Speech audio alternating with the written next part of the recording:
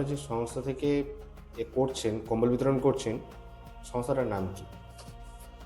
সবার আগে আপনাদেরকে একটা কথা আমি ক্লিয়ার করতে চাই, আমাদের এটা একটা পরিবার, এটা কোনো সংস্থা, ট্রাস্ট বা এনজিও নয়। আমরা সম্পূর্ণ ব্যক্তিগতভাবে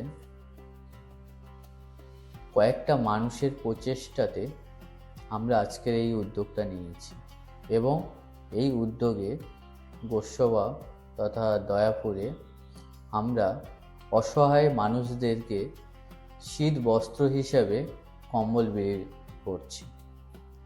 আমাদের এই পরিবারটির নাম হচ্ছে ক্রিয়েটিভ নেশন।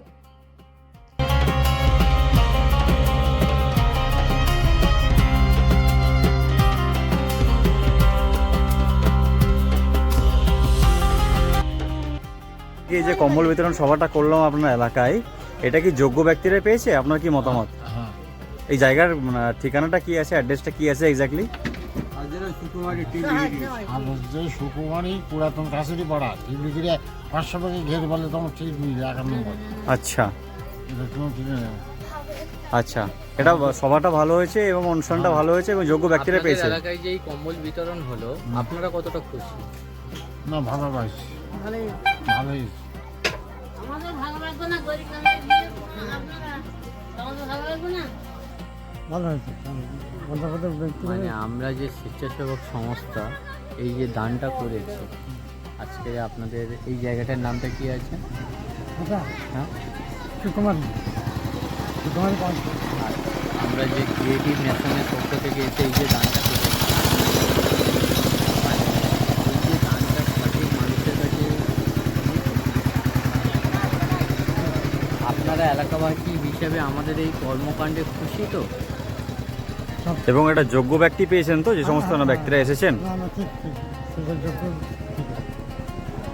ধন্যবাদ অনেক।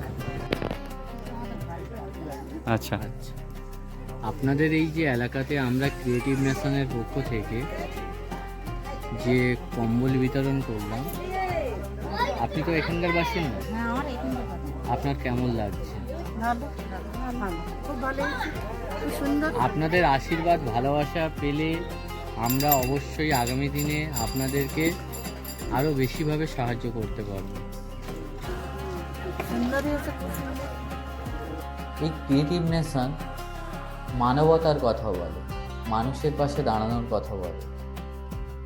তাই সেই জায়গাটা থেকে আমি সমাজের যুব সমাজকে বেশি করে আহ্বান জানাবো, তারা যেন আমাদের এই ডাকে সাড়া দেয় এবং আমাদের সঙ্গে যুক্ত হয়। আমাদের ফেসবুক পেজও আছে, ইউটিউব পেজও আছে, সেগুলো নিয়মিত ফলো করে এবং সেগুলো দেখে আমাদের কাজ কি, আমরা কি কি ধরনের কাজ করে থাকি। আমাদের কাজ হলো সাধারণ মানুষের পাশে দাঁড়ানো, সাধারণ মানুষকে সাহায্য করা। যেমন আমরা এই কম্বল বিলিতে থেমে নিই, আমরা প্রতি শনি রবিবার বিভিন্ন স্থানে যে সকল পথচারী মানুষরা থাকেন তাদেরকে আমাদের যৎসামান্য দিয়ে তাদেরকে খাবার দেওয়ার চেষ্টা করি আমরা, এবং সেটা মন থেকে ভালোবেসেই করি।